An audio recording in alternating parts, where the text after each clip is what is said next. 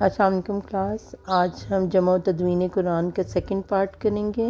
کل ہم نے آدھا کوشچن کیا تھا اور باقی آج آدھا کریں گے۔ دو ہیڈنگز اس کی رہ گئی ہیں آپ کی، حضرت ابو بکر صدیق رضی اللہ عنہ کے دور میں جمع قرآن، اور سیکنڈ ہے حضرت عثمان غنی رضی اللہ عنہ کے دور میں جمع قرآن۔ عہد صدیقی یعنی حضرت ابو بکر صدیق رضی اللہ عنہ کا دور، رسول اکرم صلی اللہ علیہ وسلم کی وفات کے بعد جو مسئلہ سب سے بڑا پیش آیا وہ تھا مسلمہ کذاب کی جھوٹی نبوت کا۔ اس شخص نے جھوٹی نبوت کا دعویٰ کیا، بہت سے لوگ مرتد ہو گئے یعنی اسلام سے پھر گئے، کافر ہو گئے دوبارہ۔ اس کے بعد اس کے خلاف جو ہے جنگ یمامہ کی گئی۔ جنگ یمامہ میں 1200 کے قریب صحابہ اکرام شہید ہو گئے، جن میں 700 قرآن دان تھے اور 70 حافظ و قراء سے متعلق تھے۔ اس پر حضرت عمر فاروق رضی اللہ عنہ نے مشورہ دیا کہ قرآن پاک کو ایک جگہ جمع کر کے ضبط تحریر میں لے آئیں، کیونکہ یہ نہ ہو کہ بہت بڑا قرآن مجید کا حصہ ضائع ہونے کا خطرہ تھا، کیونکہ بہت سارے حافظ قرآن اسی طرح اگر کسی اور جگہ پہ بھی شہید ہوئے تو مزید قرآن پاک کو یاد رکھنے والے لوگ موجود نہ ہوتے۔ حضرت ابو بکر صدیق رضی اللہ عنہ نے فرمایا کہ ہم ایسا کام کیسے کر سکتے ہیں جو نبی پاک صلی اللہ علیہ وسلم نے خود نہیں کیا، یعنی قرآن پاک کی اشاعت، اس کی کاپیز بنا کر۔ تو حضرت عمر فاروق رضی اللہ عنہ کے اصرار پر حضرت ابو بکر صدیق رضی اللہ عنہ اس بات کو مان گئے، اور انہوں نے حضرت زید بن ثابت رضی اللہ عنہ کو مقرر کیا۔ انہیں کہا کہ تم جوان ہو اور عقل مند ہو، تم پر کسی قسم کی تہمت نہیں لگی ہوئی، نیز تم حضور اکرم صلی اللہ علیہ وسلم کے زمانے میں وحی کی کتابت کیا کرتے تھے، لہٰذا تم پورے قرآن کو ایک ہی جگہ جمع کرنے میں لگ جاؤ۔ حضرت زید رضی اللہ عنہ کہتے ہیں کہ خدا کی قسم یہ کام مجھے اتنا مشکل معلوم ہوا کہ قرآن کی تدوین کے مقابلے میں اگر مجھے جبل احد یعنی احد پہاڑ کو ڈھانے کا حکم دیتے تو میرے لیے آسان ہوتا۔ قرآن مجید کی تدوین کے سلسلے میں حضرت ابو بکر صدیق رضی اللہ عنہ کے احکامات قابل ذکر ہیں۔ آپ نے شہر مدینہ میں ڈھنڈورا پٹوایا، یعنی اعلان کروایا کہ جس شخص کے پاس قرآن مجید کی کوئی بھی حصہ تحریری صورت میں موجود ہے جو آپ صلی اللہ علیہ وسلم کے سامنے عرفہ کے موقع پر تلاوت کیا تھا، اس سے مقابلے کر کے تصحیح شدہ ہے یا رسول اکرم صلی اللہ علیہ وسلم کے سامنے پڑھا ہوا نسخہ ہے تو وہ لا کر اس کمیشن کے سامنے پیش کرے۔ کمیشن کے صدر حضرت زید بن ثابت رضی اللہ عنہ تھے، لیکن کئی اور مددگار بھی تھے، ان میں حضرت عمر رضی اللہ عنہ بھی شامل تھے۔ تو اس کے بعد اس کمیشن کو یہ حکم دیا گیا کہ قرآن مجید کے جو نسخے پیش کیے جائیں قابل اعتماد ہوں اور عرفہ میں پیش کیے گئے ہوں، اور اگر کوئی آیت کم سے کم 2 تحریری نسخوں میں موجود ہو تو لکھا جائے، ورنہ رد کر دی جائے، یعنی کم از کم 2 افراد اس تحریر کو لے کر ضرور آئے ہوں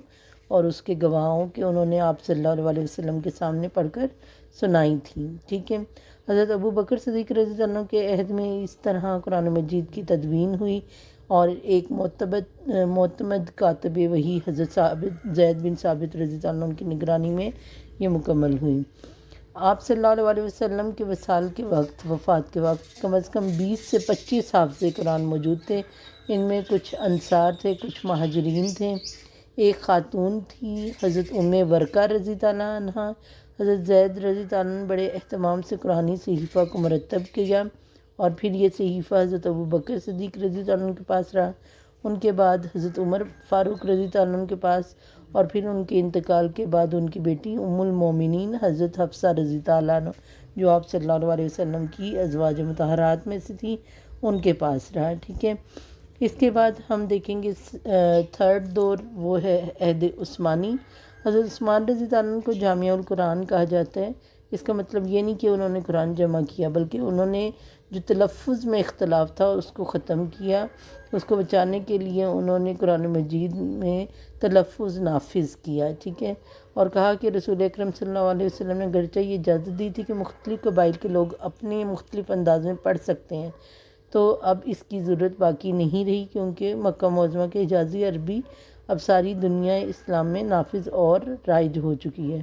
اس طرح حضرت عثمان رضی اللہ عنہ نے مسلمانوں کو ایک ہی قرآن پر جمع کیا۔ یہ ان کا بہت بڑا کارنامہ ہے، ورنہ اس بات کا خدشہ تھا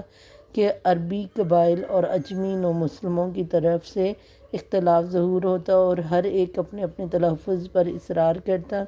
حضرت عثمان رضی اللہ عنہ کے عہد میں مختلف ممالک اور علاقوں کے لوگ دار اسلام میں آئے، جن میں عرب ہی نہیں بلکہ بیرون عرب کے لوگ بھی شامل تھے۔ بڑی آبادیاں اس میں شریک ہوئیں جن کی مادری زبان عربی نہ تھی۔ عربی الفاظ و حروف کے صحیح تلفظ کے استعمال کے لیے جو ہے مختلف علاقوں میں مختلف تلفظ استعمال کیا جاتا تھا، جس کی وجہ سے حضرت حذیفہ بن یمان رضی اللہ عنہ جو آرمینیا کی فتح کے بعد شام اور آذربائیجان سے ہو کر آئے، تو انہوں نے دیکھا کہ ہر علاقے کے لوگوں کی قرأت میں فرق ہے، تو حضرت عثمان رضی اللہ عنہ کے پاس آ کر انہوں نے کہا، اے امیر المومنین، اس امت کی خبر لیجئے، قبل اس کے کہ وہ کتاب اللہ میں اسی طرح اختلافات کرنے لگے جیسے یہود و نصارہ نے کیا، یعنی اس سے پہلے جس طرح کے اختلافات ہوتے رہے۔ تو حضرت حذیفہ بن یمان کے مشورے پر حضرت عثمان رضی اللہ عنہ نے حضرت حفصہ سے حضرت ابوبکر صدیق رضی اللہ عنہ والا مصحف منگوایا، نقلیں تیار کی، 4 لوگ کمیشن میں رکھے، حضرت زید بن ثابت رضی اللہ عنہ، حضرت عبداللہ بن زبیر رضی اللہ عنہ، حضرت سعد بن الاس رضی اللہ عنہ، حضرت عبدالرحمن بن الحارث، ان کو مصحف تیار کرنے کو کہا اور انہیں کہا گیا کہ تینوں جو قریشی صحابی ہیں ان کی آخری رائے کو بہتر مانا جائے گا اور اسی کے مطابق لفظ لگایا جائے گا، کیونکہ آپ صلی اللہ علیہ وسلم نے فرمایا تھا کہ قرآن پاک کو جب بھی پڑھا جائے گا قریش کی لغت کے مطابق پڑھا جائے گا۔ تو یہاں پر پھر مسودات کی نقول تیار ہوئی اور پھر ایک ایک نسخہ تیار کر کے تمام ممالک میں بھیج دیا گیا، اور جو پرانے لکھے ہوئے نسخے تھے اسے جلا دیا گیا یا حکومت کے حوالے کر دیا گیا تاکہ ان کو معدوم کر دیا جائے۔ اس طرح آپ رضی اللہ عنہ نے پوری امت کو ایک قرأت کے قرآن پر جمع کیا۔ حضرت عثمان رضی اللہ عنہ کے بعد تدوین قرآن کی نوبت نہیں آئی، اور اسی تدوین و ترتیب کے ساتھ اشاعت کے ساتھ آج بھی قرآن پاک ہمارے سامنے موجود ہے۔ ٹھیک ہے، یہ آپ کا